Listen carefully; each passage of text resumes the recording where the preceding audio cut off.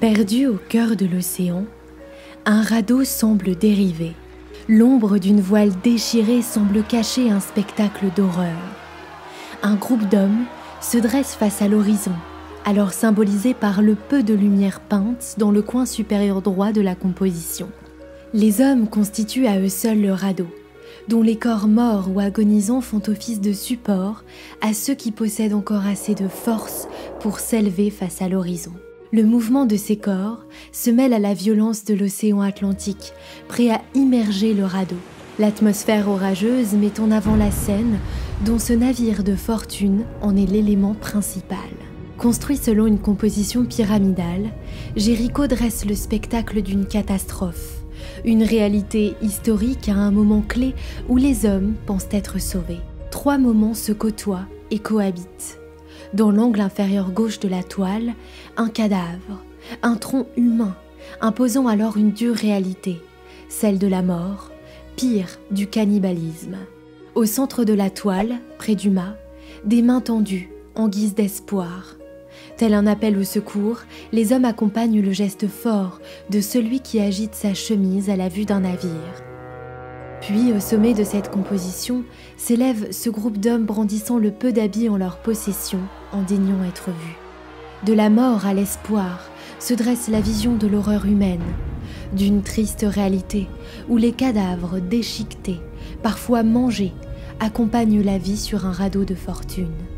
Ce spectacle, imposé aux spectateurs, est comme un rappel de la vie humaine, une vision globale où la force apparaît lorsque la mort est si proche.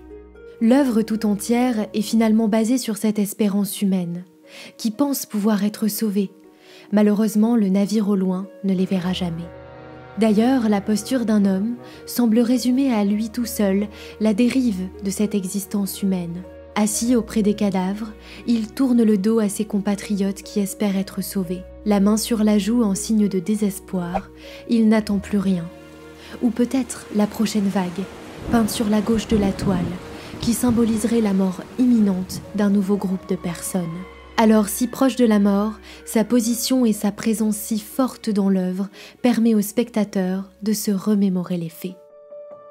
Nous sommes en 1816, sur une des frégates de la marine royale, nommée la Méduse.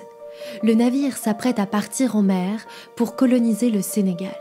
Seulement voilà, le commandement de la frégate fut attribué à un officier n'ayant jamais navigué. Son amateurisme et son inconscience entraînèrent le naufrage du navire sur un banc de sable le 2 juillet 1816. Seules quelques chaloupes ont pu être utilisées par les notables. Les autres membres de la frégate, c'est-à-dire 150 hommes, durent construire un radeau sur lequel quelques biscuits et tonneaux de vin devaient leur permettre de survivre. Le radeau de 20 mètres par 7, dont une réplique grandeur nature est aujourd'hui exposée au musée de la marine de Rochefort, fit office de navire de fortune à ces hommes pendant 13 jours. L'horreur de ces journées noires amenèrent les hommes à s'entretuer, pratiquer le cannibalisme ou sombrer dans les abysses. Seuls 10 hommes ont pu être ramenés à la vie sur 150. Parmi eux, un chirurgien et un ingénieur qui auront effrayé la France par leurs écrits macabres et terrifiants. Géricault put les rencontrer et défendre leur cause. Cette toile en est finalement un magnifique témoignage. Géricault poussa l'étude de ce fait divers par des analyses précises des corps, cadavres, grâce à l'hôpital Beaujon. D'ailleurs, l'emploi d'une palette chromatique sombre et verdâtre n'étonne que peu les spectateurs et doit renvoyer directement aux études cadavériques entreprises par l'artiste.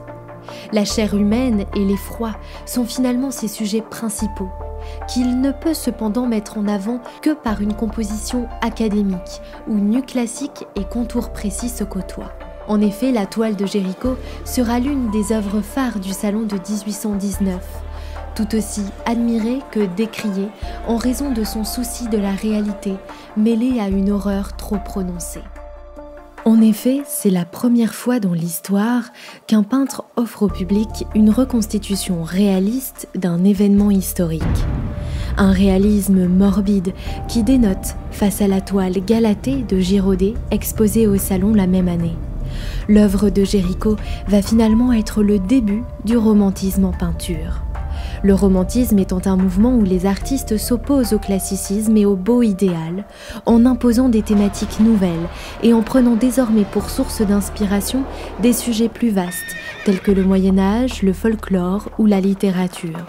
Le but étant d'exprimer avant tout ses sentiments. Si la volonté de Géricault était avant tout de retranscrire une réalité historique, tant dans les faits que dans les détails peints, certains y ont vu un sens plus politique, un symbole fort d'une population française soumise par la monarchie. J'espère que cet épisode vous aura plu. N'hésitez pas à partager, commenter et surtout à vous abonner à la chaîne. Je vous dis à très bientôt pour un prochain épisode.